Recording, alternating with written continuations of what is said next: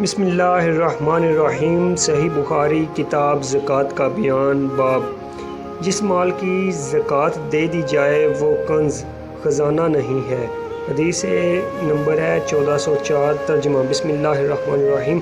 ہم سے احمد بن شبیب بن سعید نے بیان کیا، انہوں نے کہا کہ ہم سے میرے والد شبیب نے بیان کیا، انہوں نے کہا کہ ہم سے یونس نے بیان کیا، ان سے ابن شہاب نے اور ان سے خالد بن اسلم نے، اور انہوں نے بیان کیا کہ ہم عبداللہ بن عمر رضی اللہ تعالیٰ عنہ کے ساتھ کہیں جا رہے تھے۔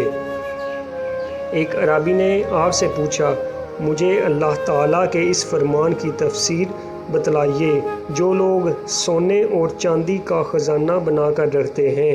ابن عمر رضی اللہ تعالیٰ عنہ نے اس کا جواب دیا کہ اگر کسی نے سونا چاندی جمع کیا اور اس کی زکوٰۃ نہ دی تو اس کے لیے ویل خرابی ہے۔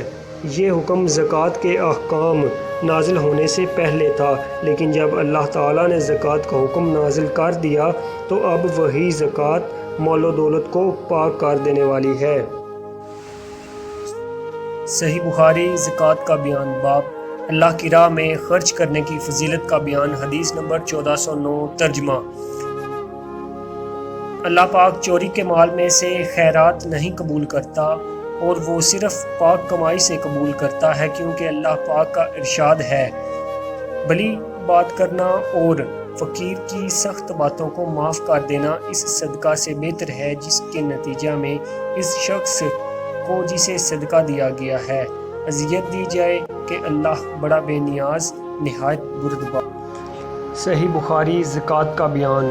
باب حلال کمائی میں سے خیرات کرنا۔ حدیث نمبر 1410۔ ترجمہ ہم سے عبداللہ بن منیر نے بیان کیا، انہوں نے ابو النضر سالم بن ابی امیہ سے سنا، انہوں نے بیان کیا کہ مجھ سے عبد الرحمن بن عبداللہ بن دینار نے بیان کیا، ان سے ان کے والد نے، ان سے ابو صالح نے اور ان سے ابو ہریرہ رضی اللہ تعالیٰ عنہ نے کہ رسول کریم صلی اللہ علیہ وآلہ وسلم نے فرمایا، جو شخص کمائی سے ایک کھجور کے برابر صدقہ کرے اور اللہ تعالیٰ صرف حلال کمائی کے صدقہ کو قبول کرتا ہے تو اللہ تعالیٰ اسے اپنے داہنے ہاتھ سے قبول کرتا ہے، پھر صدقہ کرنے والے کے فائدے کے لیے اس میں زیادتی کرتا ہے، بلکہ اس طرح جیسے کوئی اپنے جانور کے بچے کو کھلا پلا کر بڑھاتا ہے تاکہ اس کا صدقہ پہاڑ کے برابر ہو جائے۔